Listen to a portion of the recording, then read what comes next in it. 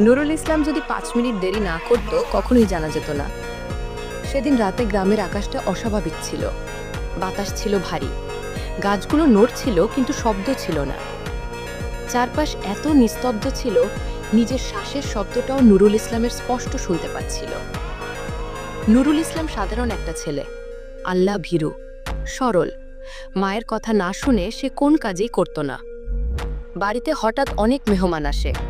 মা তাকে টাকা দিয়ে বলেছিলেন বাজার থেকে তাড়াতাড়ি চলে এসো, কিন্তু সেদিন অজান্তেই তার দেরি হয়ে যায়। বাজার থেকে আসার সময় গ্রামের সেই কাঁচা রাস্তায় সে পুরো একা ছিল।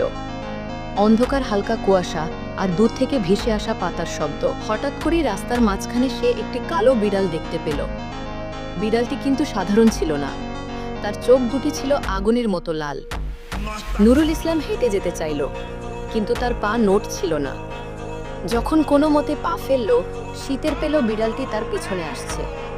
পা ফেলার কোনো শব্দ নেই, খাও নেই, হাওয়া নেই, শুধু তার নিঃশ্বাস আর বিড়ালটির নিঃশব্দ উপস্থিতি। হঠাৎ বিড়াল তার সামনে এসে দাঁড়ালো। ঠিক তখনই তার চারপাশের গাছগুলো ধীরে ধীরে কাঁপতে শুরু করলো। আর পরের মুহূর্তেই ভয়ঙ্কর একটা শব্দ করে রাস্তার দুই পাশে সব গাছ একসাথে মাটিতে লুটিয়ে পড়ল। চারপাশে ভেসে এলো অজ্ঞাত কণ্ঠস্বর। গাছের ভিতর থেকে কারা যেন ফিস ফিস করে হাসছিল। নুরুল ইসলাম চিৎকার করল, বাঁচাও, বাঁচাও! কিন্তু তার নিজের কণ্ঠস্বরটাই যেন হারিয়ে গেল।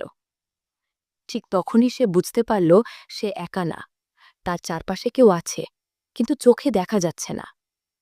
হঠাৎ গাছের ভিতর থেকে কালো ছায়াগুলো লম্বা হয়ে তার দিকে এগোতে লাগল।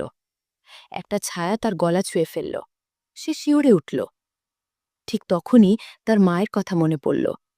ভয় পেলে কুরআন পড়বে। কাবা কণ্ঠে এসে বলতে শুরু করল, আউযুবিল্লাহি। আর সে মুহূর্তেই চারপাশে এক সাদা আলো জ্বলে উঠল। কালো ছায়াগুলো পুড়ে যেতে লাগল।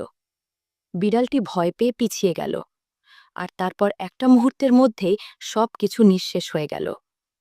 না বিড়াল, না গাছ ভাঙা, না শব্দ, শুধু স্বার্থপর চাঁদের আলো আর নুরুল ইসলাম হাঁপাতে থাকা বুক। সে বুঝে গেল আল্লাহ তাকে বাঁচিয়েছেন।